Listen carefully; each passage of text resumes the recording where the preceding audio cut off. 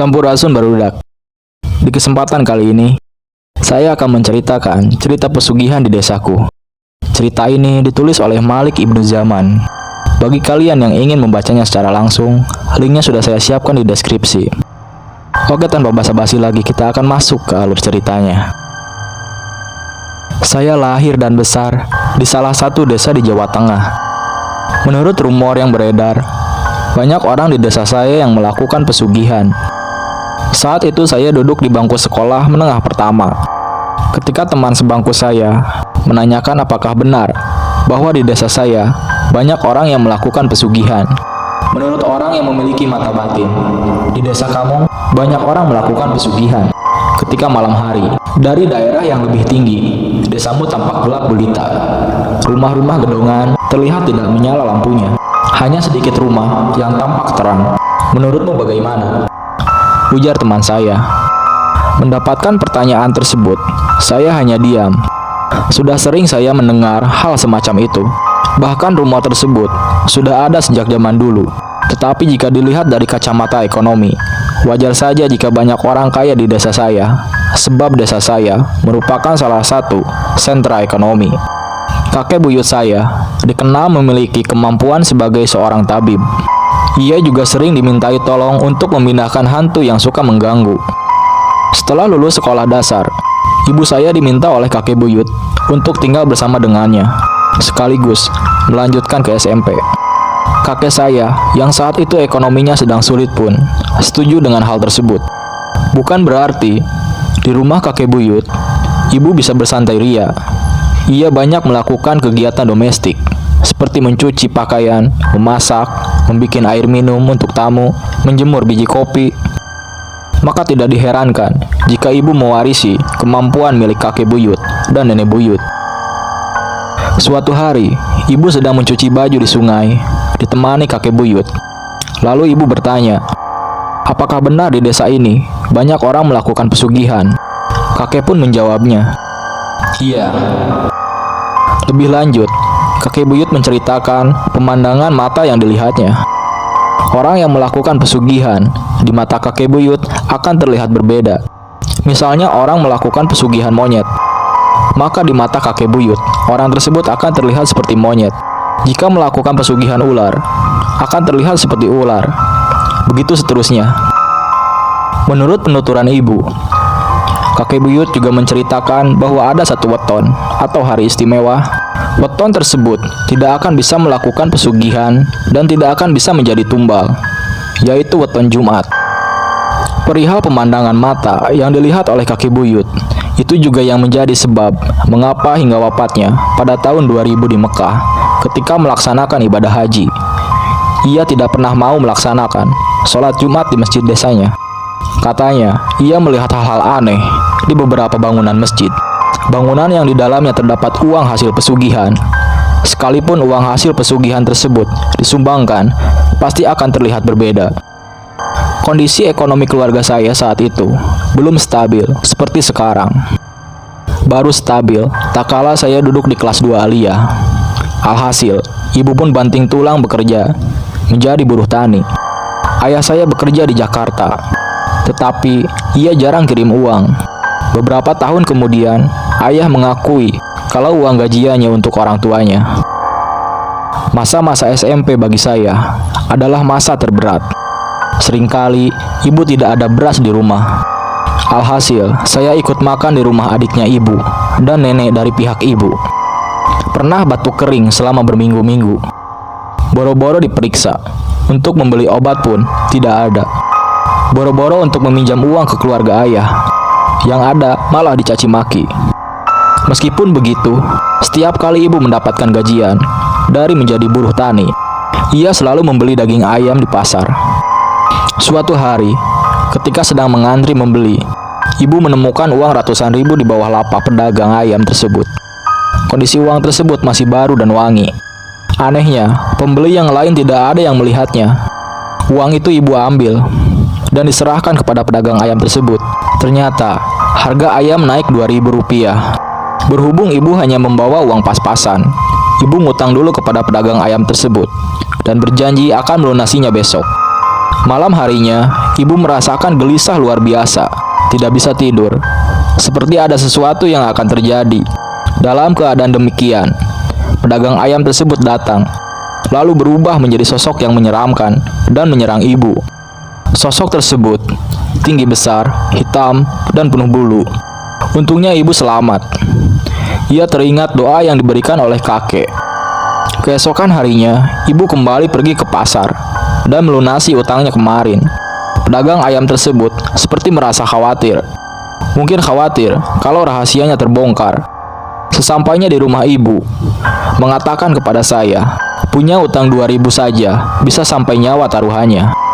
Sejak saat itu, ibu tidak pernah lagi membeli ayam di tempat tersebut. Beberapa hari kemudian, kerabat pedagang ayam tersebut ada yang meninggal, dan meninggalnya itu secara tidak wajar. 10 tahun setelah kejadian tersebut, salah seorang tukang bangunan yang bekerja pada pedagang tersebut datang menemui ibu untuk berobat. Saat itu ibu sudah menjadi seorang tabib. Tukang bangunan tersebut lalu menceritakan apa yang dialaminya, sama persis seperti apa yang dialami oleh ibu. Waktu itu, ibu mendapatkan arisan. Saat itu, saya masih duduk di bangku SMP. Karena sudah lama ingin membeli lemari panjang, karena barang-barang di rumah berantakan, maka ibu memutuskan untuk membeli lemari. Sesampainya di toko furnitur, ternyata uang ibu tidak cukup. Awalnya ibu tidak akan jadi membelinya, tetapi pemilik toko furnitur itu memaksanya. Katanya nggak apa-apa, kekurangannya bisa diangsur. Ibu pun berjanji akan melunasinya nanti. Ketika uang tabungan milik adik di sekolah dibuka, ibu sebenarnya khawatir juga, karena mendengar pengalaman dari orang-orang. Ibu pun berkata, "Jangan mendatangi ya Pak, pasti akan saya bayar jika tabungan di sekolah dibuka." Akan tetapi, ketika hari tabungan dibuka, uang tabungan milik adik saya tidak dibagikan. Wali kelas mengatakan bahwa mereka yang nominal tabungannya besar akan dibagikan minggu depan. Ibu pun pulang dengan tangan kosong. Lalu ia mampir ke toko furnitur itu dan menceritakan yang sebenarnya. Malam harinya, ibu gelisah, tidak bisa tidur. Saya dan adik saya lalu disuruh tidur satu kamar. Sepanjang malam, ibu mengawasi kami. Ibu panik, tak kalah melihat kami seperti orang yang tercekik. Dalam kepanikan tersebut, datanglah pemilik toko furnitur. Lalu langsung berubah menjadi tinggi besar dan penuh bulu. Ibu pun membaca doa. Makhluk tersebut pun hilang. Napas kami pun menjadi normal. Keesokan harinya, ibu menceritakan hal tersebut kepada adik nenek. Oleh adik nenek dipinjami uang, diminta untuk segera melunasinya. Ketika melunasi utang tersebut, pemilik toko furnitur menjadi salah tingkah, dengan kata lain malu. Apa yang dialami oleh ibu juga menimpa seseorang dari desa sebelah. Sebut saja orang tersebut bernama Siti. Siti ini membeli lemari di toko furnitur itu, tetapi uangnya kurang. Ia pun menjanjikan beberapa bulan akan melunasinya. Namun hingga jatuh tempo, Siti tidak kunjung juga melunasinya. Bersamaan dengan itu, kakak Siti, sebut saja Suti, baru saja bercerai. Ia bersama anaknya pun tinggal bersama dengan Siti. Sebenarnya Siti khawatir, sebab mendapatkan mimpi yang tidak mengenakan. Ia tidak mau untuk bercerita kepada siapa-siapa. Pada suatu malam, Suti tidur di kamar Siti, sementara Siti tidur di kamar belakang. Dini hari, Siti melihat penampakan tinggi besar dan penuh dengan bulu masuk ke dalam kamarnya yang ditiduri oleh Suti. Siti pun bergegas masuk ke kamar belakang. Ia tidak berani untuk menyelamatkan adiknya, sebab ia khawatir akan menjadi mangsa. Keesokan harinya, Suti ditemukan sudah tidak bernyawa dalam kamar tersebut. Beberapa hari kemudian, Siti mendengar suara dari dalam rumah. Suara tersebut adalah suara Suti. Ia menangis, mengatakan bahwa dirinya tidak tahu menahu apapun, tetapi kok malah dijadikan korban. Teman saya, seorang perempuan, hampir saja dijadikan tumbal oleh pemilik toko furnitur tersebut. Rumahnya memang tidak jauh dari toko tersebut. Berulang kali, ia mengalami kesurupan dan kondisinya pun menurun drastis. Akhirnya, dibawalah teman saya ini ke salah seorang kiai. Ibu dari teman saya ini kemudian dibuka mata batinnya oleh kiai. Dalam penglihatannya, ia melihat siapa saja yang sudah dijadikan tumbal. Ternyata ada beberapa orang yang ia kenal, seperti tukang cilok yang dulu meninggal mendadak. Kemudian ia juga melihat sepupu ibu saya. Untuk yang ini, dia tidak sedikit heran. Kok bisa?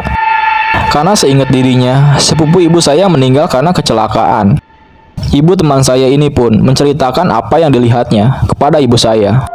Lalu ibu menceritakan bahwa sepupunya sewaktu SMP selalu berangkat dan pulang lewat gang dekat toko furnitur.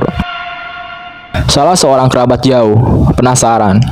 Ia masih satu buyut dengan ibu. Ia ingin membuktikan kebenaran hal tersebut. Pada malam-malam tertentu yang dianggap wingit, ia mengawasi dari kejauhan. Dan benar saja, orang-orang yang diduga memiliki pesugihan menebar sesuatu di setiap pertigaan. Lain halnya dengan kerabat ibu, salah seorang teman kakek, lebih nekat lagi.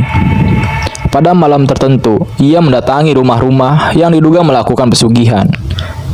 Mengintipnya dari jendela. Pemandangan yang ia lihat sungguh mengagetkan. Pesugihan macam-macam, ada yang ular, buta ijo, kera, dan lain-lain. Waktu itu ibu dimintai tolong untuk mengurut anak yang tangannya patah. Awalnya ibu menolak untuk diajak ke rumah orang tua si anak tersebut. Lebih baik datang saja ke rumah. Tetapi orang tua si anak itu tidak mau. Akhirnya dengan terpaksa, ibu datang ke rumah orang tersebut. Begitu memasuki pintu, ibu merasakan hawa yang tidak enak.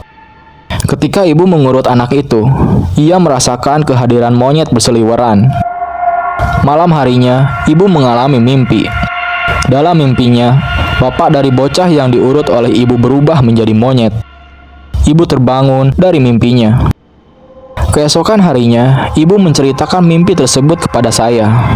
Ibu mengatakan bahwa Sabtu depan, kerabat dari orang tersebut akan meninggal. Benar saja, mertua dari orang tersebut meninggal. Ada kisah lainnya yang berkaitan dengan pesugihan di desa saya. Akhir 2021, rumah saya kedatangan tamu, kerabat dari ayah saya. Ia bekerja menjadi penggali pasir.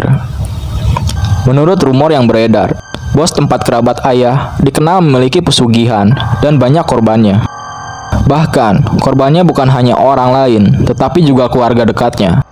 Dan itu membuat gempar pada masanya.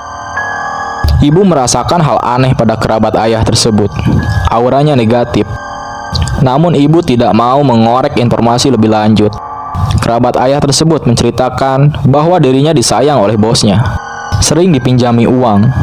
Ibu cuma memperingatkan kepada kerabat ayah tersebut untuk berhati-hati. 1 bulan kemudian, terdengar kabar bahwa kerabat ayah tersebut meninggal terkena batu besar di lubang galian. Akhir 2022, ibu kedatangan pasien. Ia sudah lama menderita sakit. Namun ketika diperiksa ke dokter, tidak ada yang aneh. Dan anehnya, ketika berada di rumah sakit, makin parah. Pasien tersebut ternyata bertetangga dengan bos yang saya ceritakan. Ibu menebak, apakah pada hari-hari tertentu sering ada kembang melati di depan rumah. Dan beberapa kali rumahnya kemasukan hewan melata. Pasien tersebut pun mengatakan iya. Ibu pun menyarankan kepada pasien tersebut, sebelum 40 hari harus sudah pindah rumah.